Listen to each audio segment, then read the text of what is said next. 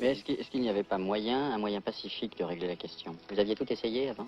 Oui, avant, nous avons tout essayé. Depuis le décembre 60, nous avons écrit des mémorandums au gouvernement portugais en exposant la situation en Afrique et dans le monde et le droit de notre peuple à l'autodetermination et à l'indépendance. Et la réponse des colonialistes portugais a été toujours d'augmenter la répression contre les masses populaires et contre les patriotes. Non? Vous, c'est Luis Cabral, José Pereira. Pouvez-vous me présenter vos camarades? Ça, c'est le camarade Vieira, Oswaldo Vieira, c'est le premier responsable du nord du pays. Du nord du pays? Nord du pays, militaire, alors? Militaire et membre du bureau politique du parti. Oui, et monsieur? Le camarade Otto Schardt, c'est le commissaire politique général du sud du pays. Il est membre du comité général du parti.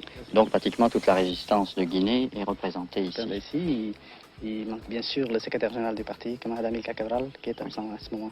Beaucoup de vos cadres sont formés à Pékin et à Moscou. Est-ce que ça veut dire que la révolution est communiste?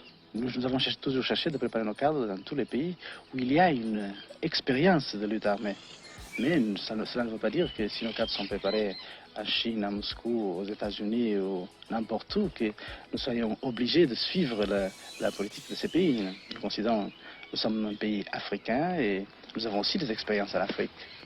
Ici, les têtes et les reins des hommes remplacent les bicyclettes que Giap envoyait hier à Dien Bien Phu et aujourd'hui sur la piste Chi Minh. Ces hommes viennent du Sénégal et de Guinée, porteurs de ravitaillement.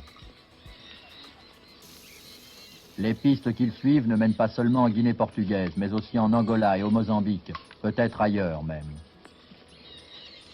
Dans très peu de temps, nous pensons qu'il sera possible aussi de déclencher la surarmée aux îles du Cap-Vert, où la situation politique est mûre pour cette nouvelle phase de la lutte.